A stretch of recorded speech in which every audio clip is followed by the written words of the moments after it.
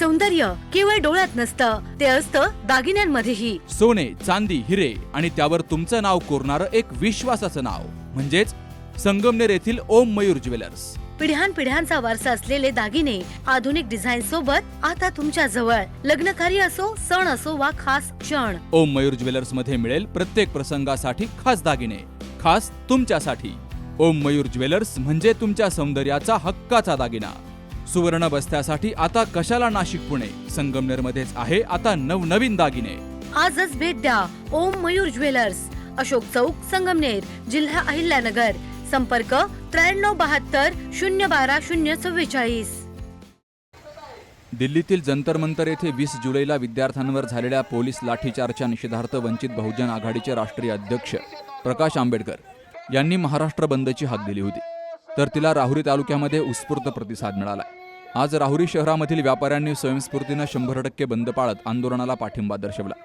वंचित बहुजन आघाडी तसेच विविध सामाजिक संघटनांच्या वतीनं सकाळी राजवाडा परिसरातील भारतरत्न डॉक्टर बाबासाहेब आंबेडकर यांच्या पुतळ्याला पुष्पहार अर्पण करून रॅलीची सुरुवात केली गेली.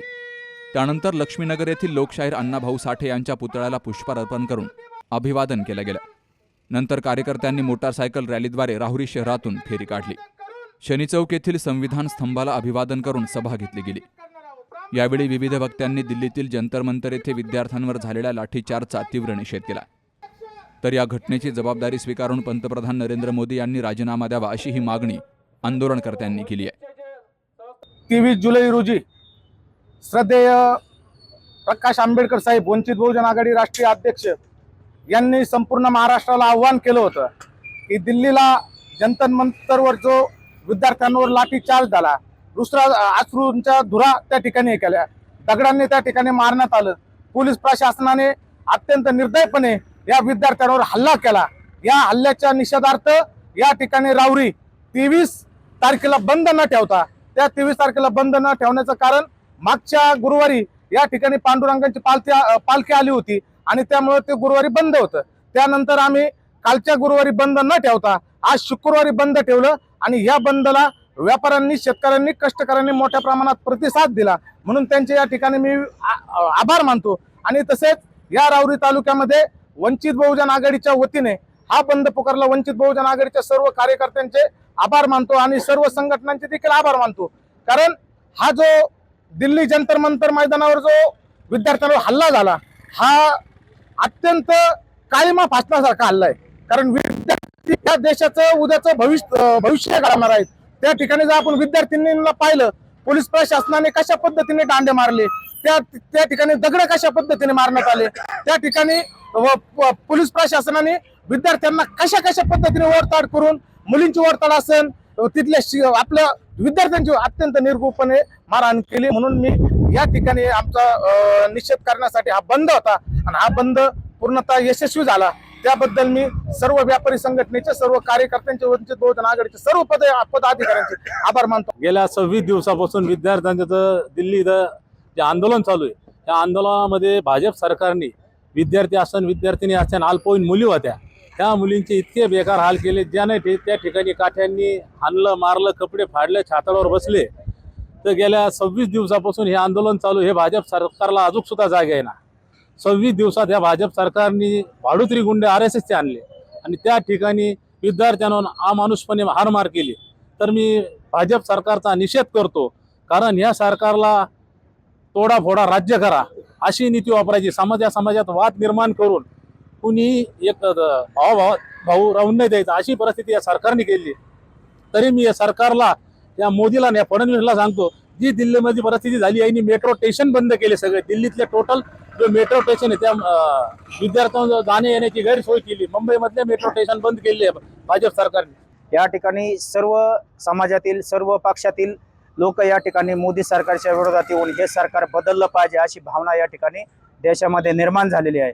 या ठिकाणचा CGI जो कॉक्रोच, विद्यार्थ्यांना कॉक्रोच म्हणतो, आणि त्याच्याच पुन्हा दालनामध्ये या ठिकाणी जे काही व्हिडिओ गेले हाणमार झालेले विद्यार्थ्यांना, तर त्या ठिकाणी त्यांनी या ठिकाणी सांगितले की हे व्हिडिओ बघायला मला या ठिकाणी वेळ नाही.